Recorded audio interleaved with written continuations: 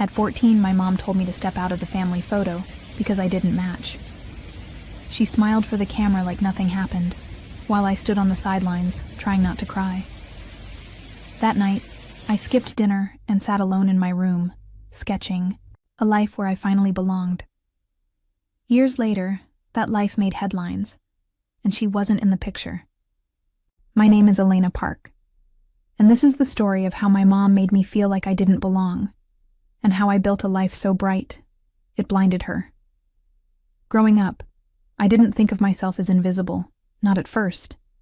I was shy, sure, but I got good grades, cleaned up after myself, and didn't ask for much. I was the kind of kid you could count on to stay quiet in the car while the adults talked. And for a while, that seemed to make everyone happy. Then Carla married Rick, and everything shifted. Rick had 2 kids, Brooke and Jared. They were loud, athletic, and obsessed with attention. Carla called them a breath of fresh air. Suddenly, our walls filled with photos of soccer trophies, dance recitals, and sun-drenched beach days. My artwork, sketches I had carefully framed and hung in the hallway, disappeared one by one, replaced by shots of the new family. No one said anything about it, not even when I asked.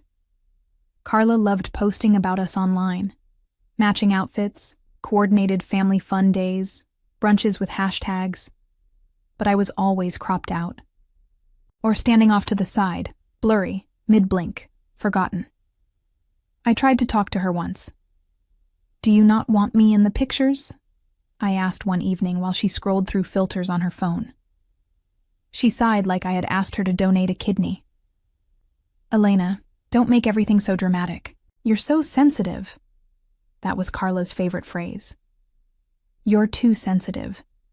As if my hurt feelings were a personality flaw, as if I should be grateful just to exist quietly in the background. I stopped asking questions after that. Holidays were the worst. Rick's kids got new bikes and iPads. I got socks or school supplies. One Christmas, they opened matching North Face jackets, while I got a notebook with my name spelled wrong on the cover. Carla smiled and said, "You like drawing? Don't you?" I wanted to disappear into the floor. The hardest part wasn't the gifts. It was the way she acted like everything was normal. Like I was just ungrateful for not clapping over a clearance notebook while everyone else unwrapped their second round of gifts. But not everyone ignored it. My grandmother, Carla's mom, lived a few towns over in a little house with wind chimes on the porch. Her name was June. She had gray streaks in her hair and always smelled like cinnamon tea. She called me Lena and said I had my grandfather's hands, strong and steady, perfect for creating things. She never asked me to explain myself. She just saw me. That was enough. When things got bad at home, I started spending weekends at Grandma June's. Carla didn't mind. In fact, she seemed relieved to have one less person to arrange around her curated life. At Grandma's, I got to breathe. She noticed I was always sketching, faces, buildings, fashion designs, and asked if I'd ever considered graphic design. I told her I didn't even know what that was. The next week, she signed me up for a free weekend class at the local library. Then another. And another. "Don't let anyone shrink your world, Lena," she told me one night, while we sat under a throw blanket watching old black and white movies. "You're bigger than they want you to believe." Carla never asked where I was going or what I was learning. If she ever noticed I was getting better at design, she didn't say a word. One day, she handed me a shopping list and said, "Make yourself useful and pick this stuff up while I take Brooke to her modeling audition." I looked at the list. Shampoo, snacks, candles. All name brand, of course. She shoved a $10 bill in my hand, like that would cover it. When I pointed it out, she rolled her eyes. "Then use your own money. You're always at Grandma's house anyway. I'm sure she spoils you." That was the moment I realized. Carla didn't see me as her daughter. I was just an accessory to manage. A kid who didn't fit the aesthetic, and if I didn't fit, I didn't matter.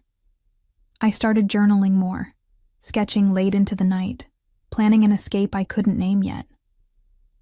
Grandma June encouraged me to keep every drawing, every idea. She told me, "Someday, you'll need to show the world what they missed." She was right. But back then, I was just a kid with a pencil and a growing ache in my chest. I didn't want revenge. I just wanted to feel like I belonged somewhere. High school was when I realized I was officially invisible. Not just overlooked, invisible. My mom, Carla, had perfected the art of smiling through me. If I got an A, she'd nod like I'd told her I'd cleaned the kitchen. But if Brooke made honor roll, oh, she'd post about it on Facebook like her daughter just cured cancer. Brooke and Jared were Rick's kids, my step-siblings. When Carla married Rick, it was like she'd rebranded our family. We were suddenly the Bradfords, not the Parks, not me. She changed our last names to match Rick's. Mine was the only one that didn't take. I didn't argue. I just quietly stopped trying to be seen. They went on ski trips in the winter, beach weekends in the summer. "You don't like cold weather," Carla said, when I asked why I wasn't invited. The year after it was, "You burn too easily." Eventually, she stopped pretending. It's just easier when it's the four of us. So while they posed for sunset pictures on the beach, I stayed at home. But not with them. I'd pack a bag and stay with my grandma, June. Grandma June was my mom's mother, but you'd never guess it. She lived in a tiny yellow house with creaky floors and the smell of lavender always floating in the air. Her hands were warm and always smelled like soap, and she never asked me to smile for a picture. She just handed me a plate of cookies and said, "Let it out." And I would. That's also where I started to draw. I had this old iPad, probably a hand-me-down from one of Carla's re-gift piles. I used a $9 stylus from the clearance bin and started sketching. Fashion, logos, fake magazine ads, anything that let me feel like I was creating something that mattered, something that couldn't be cropped out of a photo. Grandma noticed. 1. Saturday afternoon, she walked into the room and sat beside me while I was designing a poster for a fake coffee brand. She studied it quietly, then said, "Have you ever thought about doing this for real?" I shrugged. "It's just something I like." She didn't press, just said, "Keep everything you make. We'll need it later." That's how it began. Every weekend I'd bring my digital sketches to Grandma's house. She'd print them out, slide them into plastic sleeves, and organize them into a big leather binder she called Elena's Book of Brilliance. I thought it was silly at first, but later it would be everything.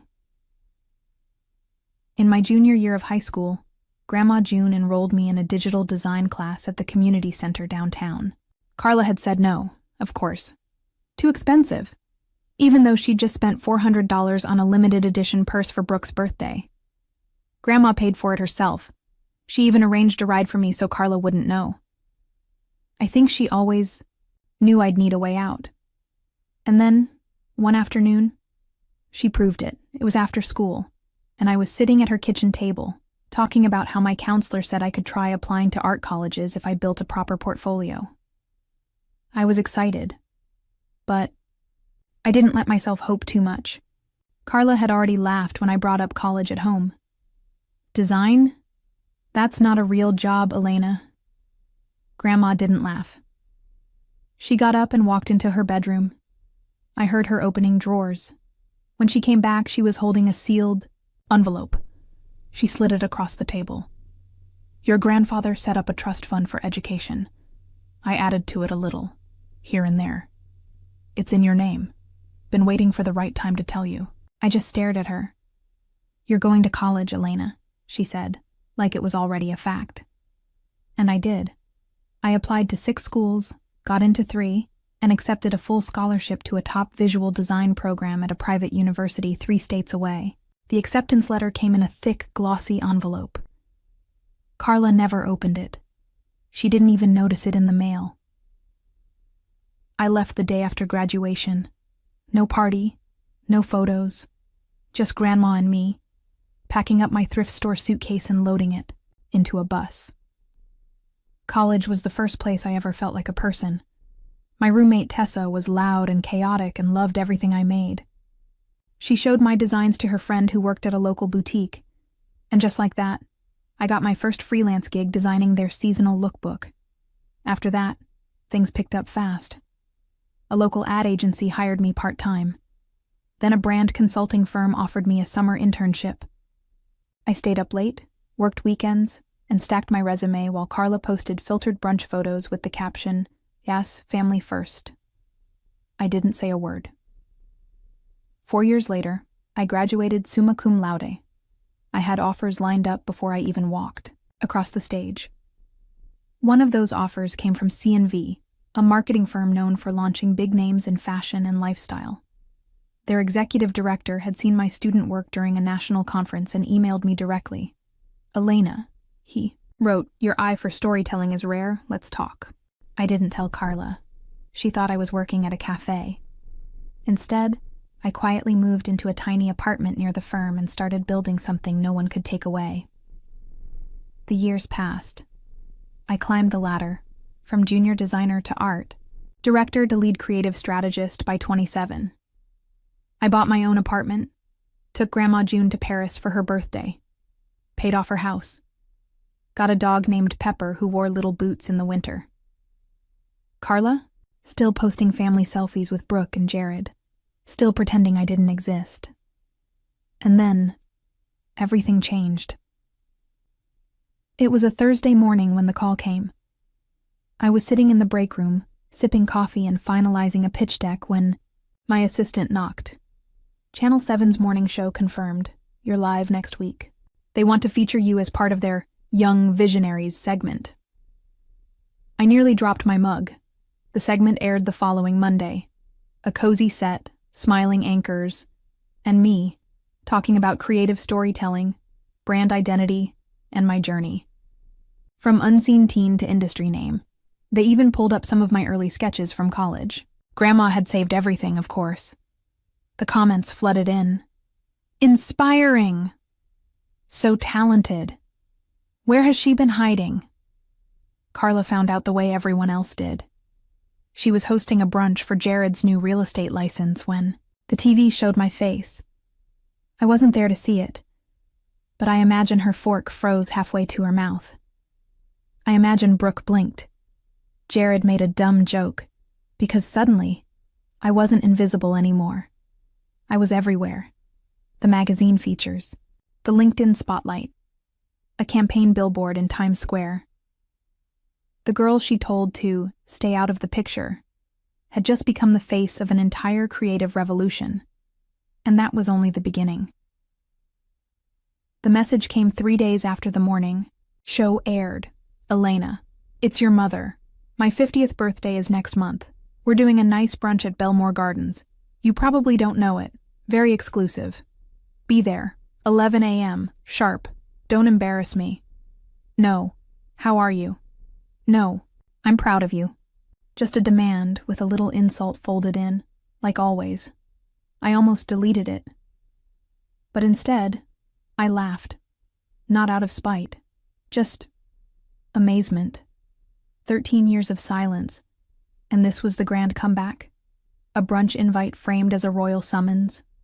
That night, over tea in Grandma June's kitchen, I told her about the message. She didn't say much, just raised an eyebrow and asked, "So what are you bringing her?" I smiled and pulled out a small envelope. Inside was a certificate, an all-inclusive luxury spa retreat in the Swiss Alps. Private chef, mountain view suite, chauffeur. 5 figures, easy. Grandma nearly dropped her teacup. "Elena, she doesn't deserve this." "Oh, I know," I said, sipping calmly. "But I'm not giving it to her. I just want her to see what she gave up." She chuckled. "You are your own kind of wicked." The day of the brunch, I wore a clean black jumpsuit and a simple gold necklace. No designer logos, no flashy heels. Just quiet elegance, the kind people miss until it's already left the room. I arrived 5 minutes early. Belmore Gardens was exactly what I expected. Faux fancy, watered-down mimosas. Decor that looked expensive if you'd never actually been anywhere. The hostess led me to the private garden room. Everyone was already seated. Brooke, Jared, Rick, and a dozen people I hadn't seen since I was a teenager. Carla sat at the head of the table, dripping in gold sequins and self-importance. When she saw me, she blinked like I was a ghost. "Oh. You actually came," she said, forcing a smile. "You could have dressed up more for the occasion." I just nodded and took a seat at the far end of the table. The brunch unfolded like a low-budget soap opera. Brooke gave Carla a personalized jewelry box. Jared handed over a monogrammed designer tote. Each gift was met with fake tears and exaggerated gratitude. Then it was my turn. I reached into my purse and placed a small, neatly wrapped box in front of her. No fanfare, no speech. Just a soft, "Happy birthday." Carla stared at it, eyes narrowing. "This better not be one of those minimalist gifts people post about. Honestly, Elena, you show up in basic clothes, take a taxi here, and now this?" She didn't even open the box, just shoved it back across the table. You always had a flair for disappointment. The room went quiet. Even Brooke looked uncomfortable, picked up the box, brushed off a crumb, and said calmly, "That's a certificate for a luxury retreat in Switzerland. The kind of place where people go to disappear from the noise." Her face paled. "You're lying." "I was going to give it to you," I said, slipping it back into my purse. "But now I realize you don't want me. You just want what I can give you. You always have." I stood up, straightened my jacket, and gave her one last look. "You told me to stay out of the picture, so I did. But I didn't disappear. I just got sharper. Then I walked out. No one followed me. The taxi was waiting outside. As we pulled away, I saw Carla rush to the front entrance, phone in hand. She was already dialing. I didn't answer. For the next 2 weeks, the messages poured in. "Let's talk. You overreacted. We're still family. Brooke needs help with branding. Maybe you two can collaborate. We're redoing the kitchen. Could use a creative eye." Each message more transparent than the last. I blocked her on everything. But she found a way around it, showing up at Grandma June's house with fake tears and demands. Grandma calmly told her to leave. "You gave up your daughter years ago. Don't act surprised that she doesn't want you now." That night, I sat on Grandma's porch and watched the city lights blink through the trees. Then I pulled out the Swiss retreat certificate and smiled. "I changed the name," I said. Grandma blinked. "What?" "It's yours now. You always wanted to see the Alps." She stared at me, mouth open. "Elena, I don't need this." I leaned in and took her hand. "You don't need it, but you deserve it. You saw me when no one else did. You let me draw. You called me brilliant. You saved every page. That's what mothers do," she cried. I let her. For the first time in a long time, I felt full. Not in a flashy, Instagrammable way, but in the quiet, grounded way that tells you you're safe. Carla will keep telling people I'm ungrateful. That I abandoned her. That I owe her something. But I don't. I owe everything to the woman who made room for me when the rest of the world said, "Not now. Not you." The family photo might have been perfect without me. But the life I built, it's better because she wasn't in it.